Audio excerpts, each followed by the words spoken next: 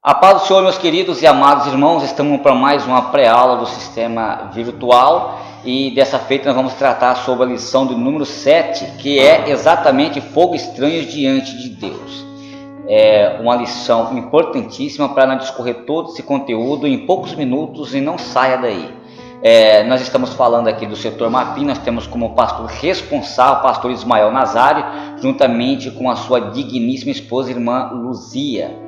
E estamos aqui para nós fazer a obra de Deus. E o título da lição, Fogo Estranho no Altar, texto áureo, diz assim: E disse Moisés a Arão, isto é o que o Senhor falou, dizendo: Serei santificado naqueles dias, naqueles que se chegam a mim, e serei glorificado diante de todo o povo. Porém Arão calou-se. Isso está em Levítico, no capítulo 10, versículo de número 3. E a verdade prática: o Deus Santo requer de seus obreiros uma postura igualmente santa, zelosa e de comprovada excelência. Menos que isso é inaceitável, ou seja, um assunto importante em que abrange todo o conteúdo. E quando fala fogo estranho diante de Deus, e nós vamos observar aqui, meus queridos, que alguns teólogos e muitas pessoas dizem: mas que fogo estranho é esse? Mas por que eles morreram? Qual foi a trágica consequência da morte de Nadab e Abiú? E nós vamos discorrer esse assunto e vou citar algumas referências bíblicas aqui. Algumas vou simplesmente citar e algumas estarei lendo. Então você toma posse do seu papel de anotação para você anotar, fazer as anotações, para que venha servir de subsídio teológico para a sua aula e para o aprendizado na presença do nosso eterno Deus. E nós vamos discorrer em toda a parte da lição, falando sobre a Nadab e Abiú, sobre o privilégio que eles tiveram, sobre as suas características, sobre a forma de como eles se davam. E nós podemos observar aqui, meus queridos, que é importante nós discorrer em todos esses assuntos. Mas, meus queridos e amados irmãos, quando nós olhamos aqui para o tópico de número 1, nós podemos observar que os privilégios, quando nós olhamos para todo esse contexto histórico, nós vemos que Abinadab e Abiú, o que acontece? Eles pertenciam à família sacerdotal, que é exatamente chamada família levítica. Eles eram privilegiados porque eles eram de alta patente e para poder ministrar diante do Senhor. E interessante que eles eram o espelho e um exemplo. E na realidade, meus queridos, não é nada fácil ser mestre, ser doutor e muito menos ser um pastor, de estar na frente de um trabalho, como estes jovens estavam na frente de um trabalho, e por isso eles eram considerados como espelho na casa de Deus. E uma coisa interessante é que eles não precisavam exatamente vir de uma família tradicional para ser um obreiro autêntico na casa de Deus. Era simplesmente ter uma vida no altar, uma vida separada, uma vida dedicada e exclusivamente ao trabalho de Deus. E devemos aqui, meus queridos, uma ordem eclesiástica.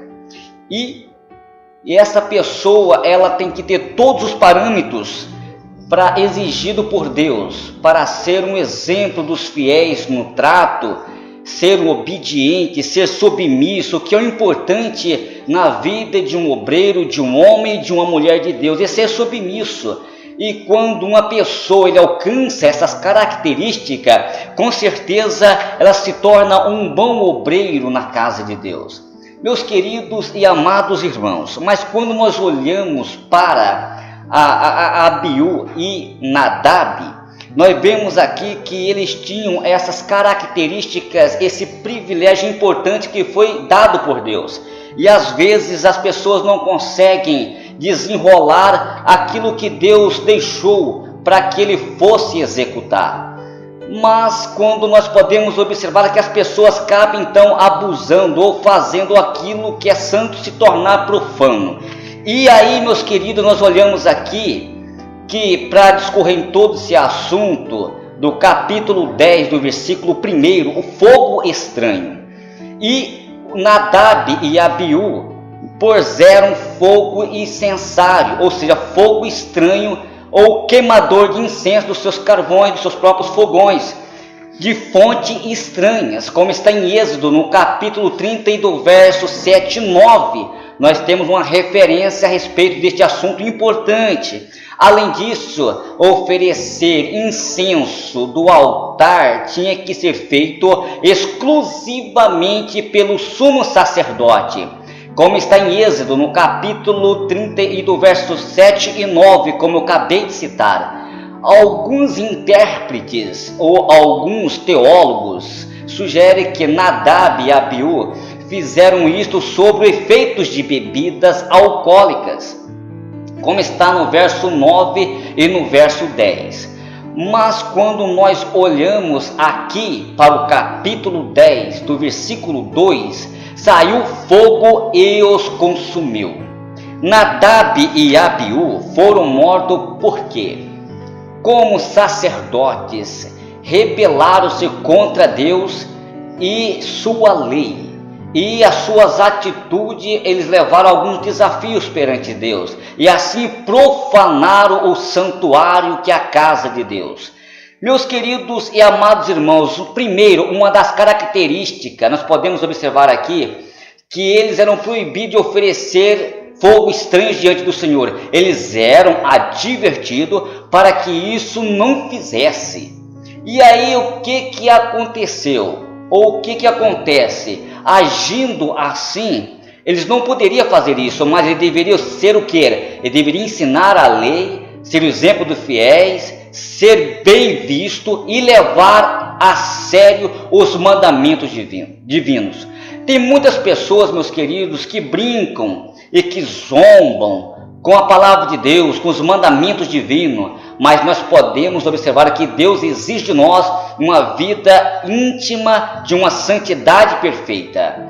E quando nós podemos observar que eles declaravam ser ministros do Santo de Deus, e eles eram, e no entanto estava servindo os seus próprios interesses, sem qualquer temor a Deus em suas vidas. Quando uma pessoa chega nesta posição, meus queridos e amados irmãos, que para de oferecer o melhor para Deus e começa a olhar para o seu eu, para o seu status, para a sua vida pessoal, e coloca esse eu, e que nós olhamos para todo o aspecto, que eu sempre uso uma palavra, que é o antropocentrismo, que coloca como o antropocentro, o homem centro, centrismo centro, ou seja, antropocentrismo, uma característica que atribui somente o homem e deixa Deus de lado. E nós podemos observar que a segunda característica é que esses dois homens, eles eram líderes do povo de Deus. Quando os ministros de Deus, eles ostensivamente, eles cometessem algum tipo de pecado, atingia grandemente a excelsa e a dignidade de Deus e o seu propósito redentor na terra. E meus queridos e amados irmãos, mas tais delitos profanam a igreja e exatamente da totalidade de todo o povo de Deus. Ele desonra o nome do Senhor. E por esta razão, a Bíblia ensina que somente aqueles que lavam, ou que levam as suas vidas em perseverança, na fidelidade a Deus e a sua palavra, podem ser escolhidos como dirigentes do povo de Deus.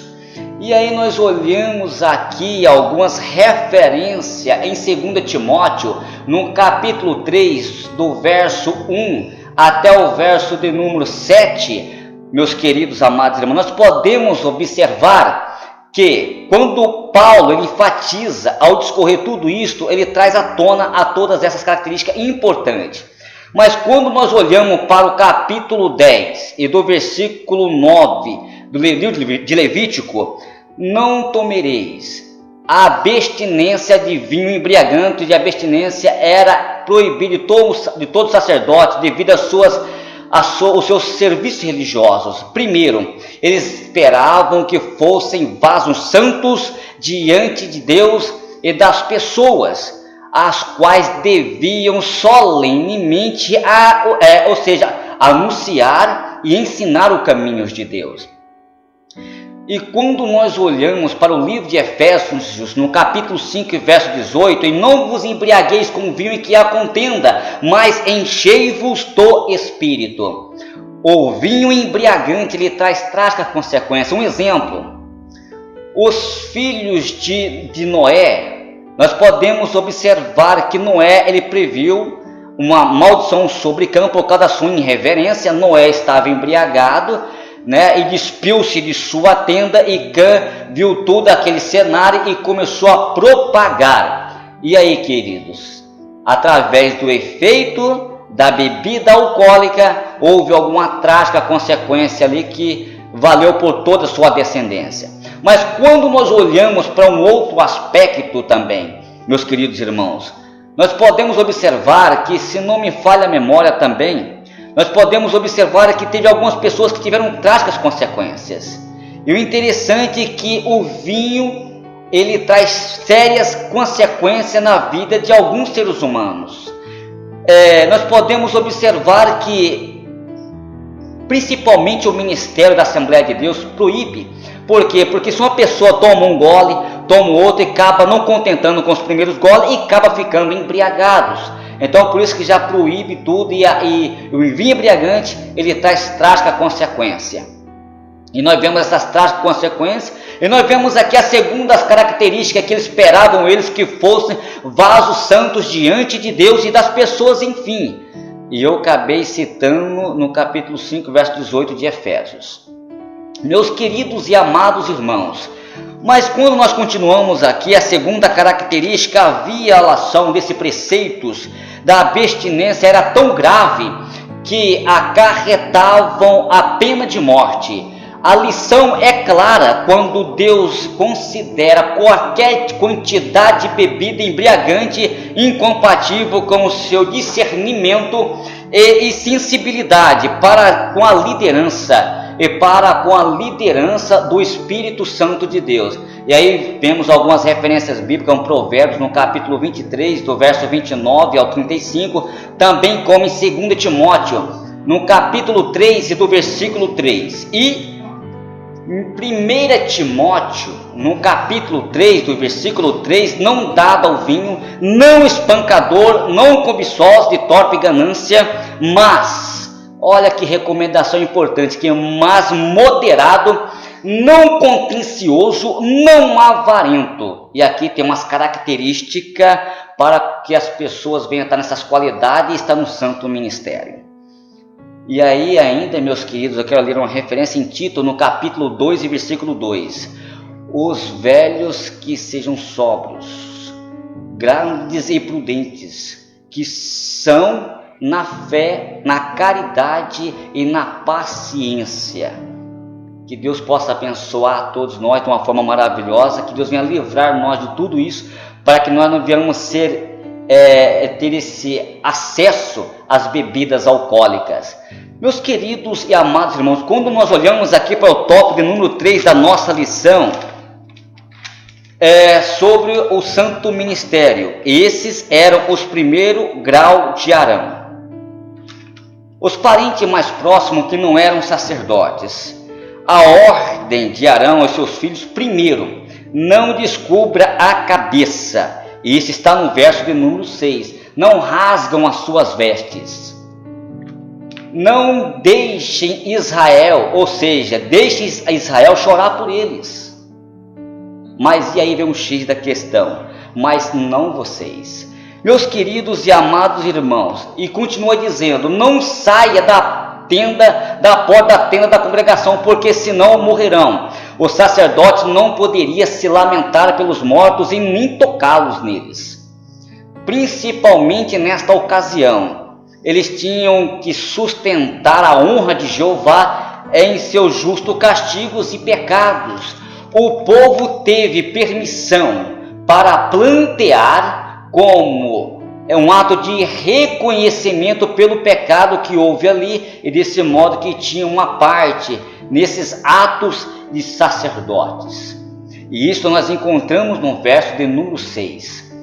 deixar, meus queridos, os cabelos despenteados e rasgar as roupas eram sinais comuns de luto.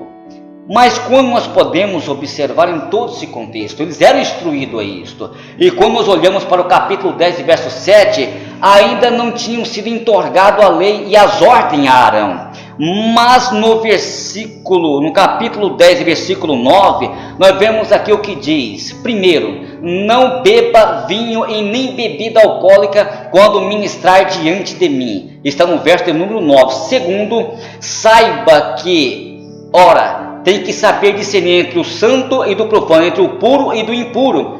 Isso está no verso de número 10. Mas a terceira característica, ensine a Israel os estatutos que te dei para Moisés. Meus queridos e amados irmãos, ser um exemplo não é nada fácil. Para Arão não foi nada fácil perder os seus filhos e aí manter uma postura de um obreiro, de um homem autêntico na presença de Deus. Que Deus possa abençoar a todos vocês de uma forma especial e maravilhosa. E vamos ficar aqui, meus queridos, com todo esse conteúdo proposto. E para concluir esta lição, eu quero dizer para vocês que o povo de Israel teve a permissão de lamentar a essa grande tragédia. Mas Arão e os seus 2 filhos dos restantes foram proibidos de demonstrar as marcas normais de luto. Descobrir a cabeça e soltar os cabelos ou rasgar as suas vestes não deviam dar a Israel a aparência de questionamento, lamentações por causa do julgamento de Deus.